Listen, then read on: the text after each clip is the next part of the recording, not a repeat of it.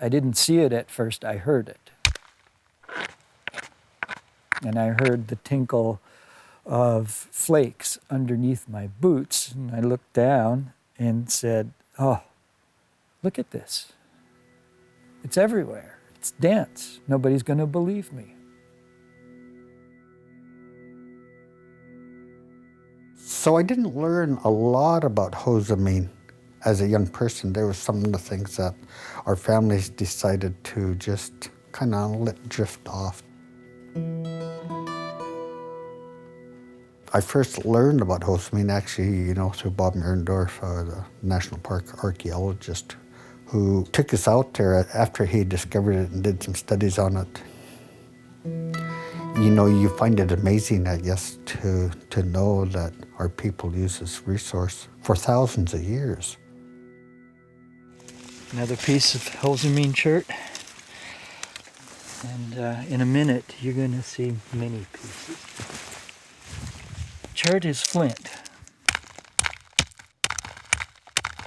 basically.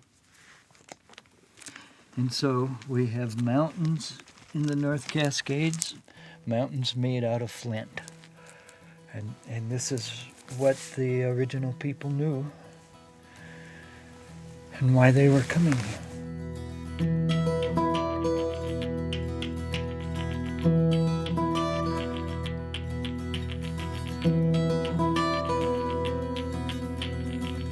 The idea that Northwest Coast people really didn't spend much time in the rugged interior of the mountains and therefore wouldn't even have accessed the toolstone in places like the mountains is a bias that developed because most of the archaeology in the Northwest Coast has been done close to salt water.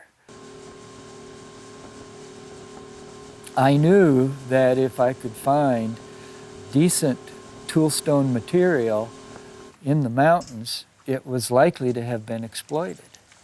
And once I found the ribbon chert, then it was immediately obvious that that was the source of some of the tools that I was finding in archaeological sites. Once I found the first chert quarry, then that link became indisputable.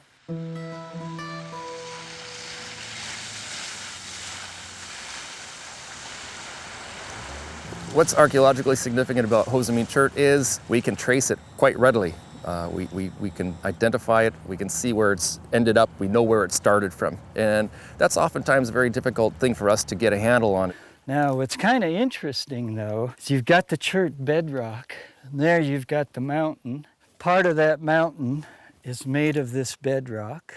The Lower Thompson word Hozomeen means sharp, like a sharp knife. Well, you saw how the rock fractures to make sharp knives.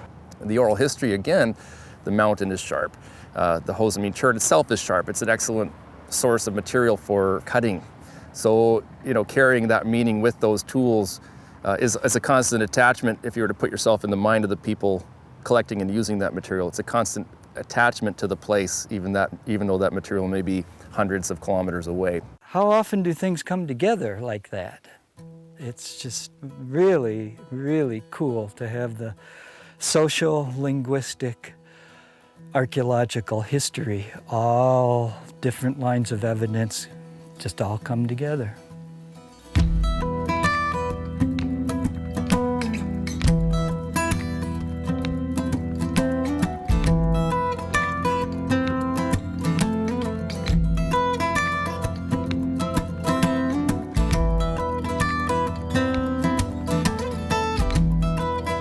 Well, place names are important to me, and I think to all us, because it gives us an indication of the use of the land and the connection that we have to places.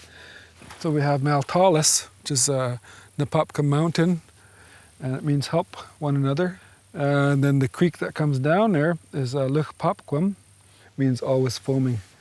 Then right behind the Popcom Creek, you can see that mountain there. That one there is called Slahawatam, meaning hunting place.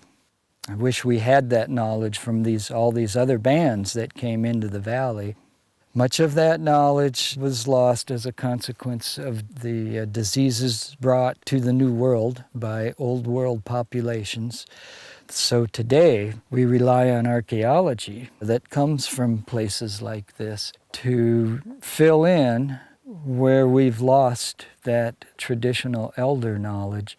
You know, they say a lot of our elders went to their grave crying because they took a lot of information that they had to the grave with them, because we as young people didn't show an interest into it.